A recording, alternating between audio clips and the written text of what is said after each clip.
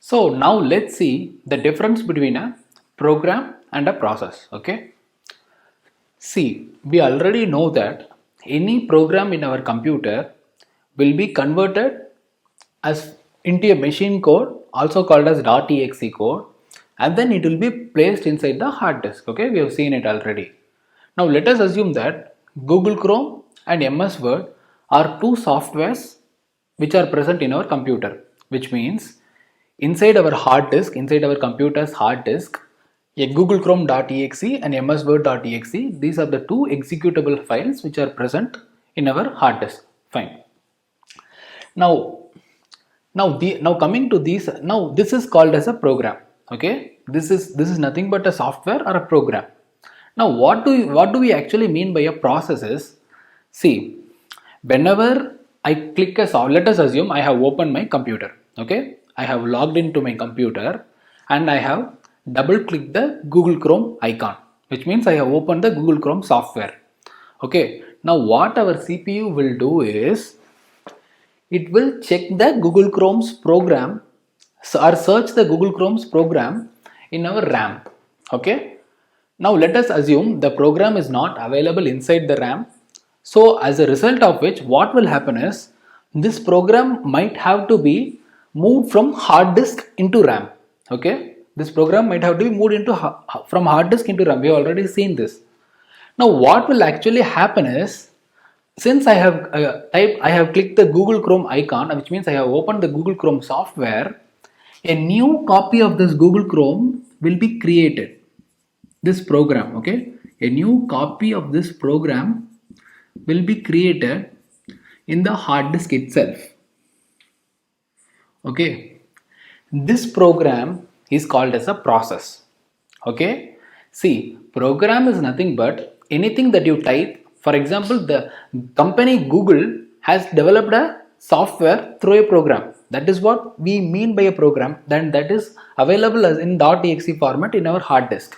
Now, whenever this program has been executed or this program has been opened by my computer, a new copy of this program will be created, and this is what we mean by a process. Okay. See, we can open Google Chrome in multiple tabs, right? For example, I can use open link in new window. I can open two Google Chrome windows at the same time, right? Now what will happen is, for this program, two instances of Google Chrome program will be created inside the hard disk. Okay, this is nothing but program, whereas these two are processes which are created for this program. Okay, so for a single program, multiple processes can be created. Okay, fine. Now what will happen? These two programs will be moved into the RAM, and then it will execute, it will undergo IO. All this we have seen it. Okay, it is like a normal program. This will also undergo all these things. Fine. Now for any program we have seen so far, it undergoes through various stages, right? Initially it started as a source program, then it has been converted into machine code. Now the machine code has been placed inside the hard disk, and then it has been moved into the RAM. Now once it has been moved into the RAM, it can undergo either IO, or it can be executed by the CPU, or it can simply remain in the RAM waiting for some event to happen, or waiting for execution by the CPU, or waiting for IO. Okay, that is what we have seen so far. So during this entire journey, a program or process undergoes various stages. See, actually there is no much difference between a program and a process. Though I said this explanation, in most of the textbooks they use program and process interchangeably. Okay, it is fine, but still it is good to know this actually. Okay, what is the difference between program and process? Now fine, now this program and this process undergoes various stages, right? Various states. Now we say now we have named each of these states using these things. Okay, for example, whenever we click the software, whenever we open the Google Chrome software, this program this program has actually created this process, right? This program has actually created this process. Now we say that this process is in new state. Okay, this process is in new state because this process is being newly created. Fine. Now at some point in time, this process will actually be moved into the RAM, right? Because CPU can access only directly from the RAM and not from the hard disk. So at some point in time, this process has to be moved into the RAM, and we say, let us assume it is this process Google Chrome is now present inside the RAM.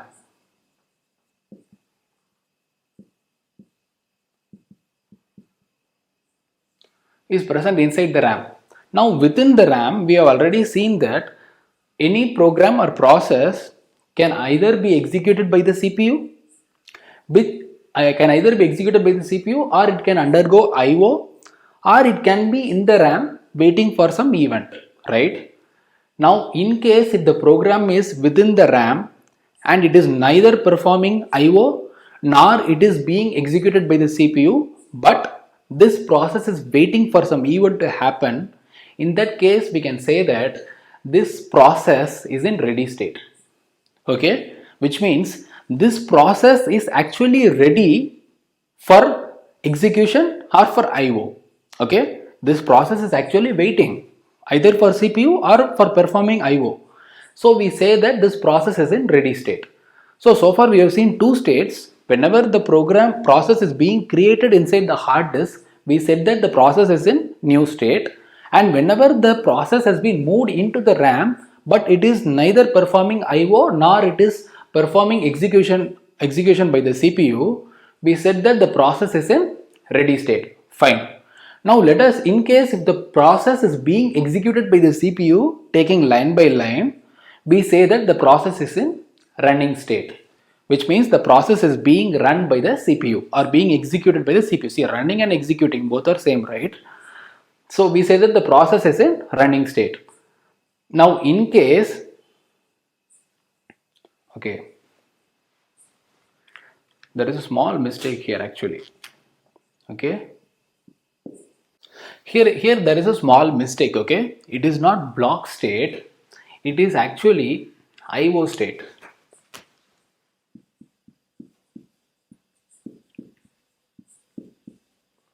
IO state. Okay, so in case if the process is in RAM and it is performing some IO event, you know what an IO means, right? Either reading or writing from IO devices is what we say that as IO. So in case if the process is in undergoing IO, then we say that the process is in IO state. Okay, fine. It is also called as blocked state. Okay, so why we say this IO state as block state is, we will see this. Okay, when we are seeing actually scheduling algorithms, we'll see why we say a process in IO state as blocked state. Okay, we'll see that a bit later. Now we know that once a process has actually completed its execution, which means it's completely done with everything, it will be completely removed from the RAM, right? Now once the process has completed its execution, then we say that the process is in terminated state. Okay, once the process reaches terminated state, we will remove the process from the RAM completely. Fine. Now there are two more states called as suspend ready state and suspend wait state. Now in case if I say this, I explain this, you will not be able to clearly understand it. So what I will do is, let me take what a process, let me discuss some more concepts about process, and then we will see these two things. Okay, suspend ready state and suspend wait state. Fine.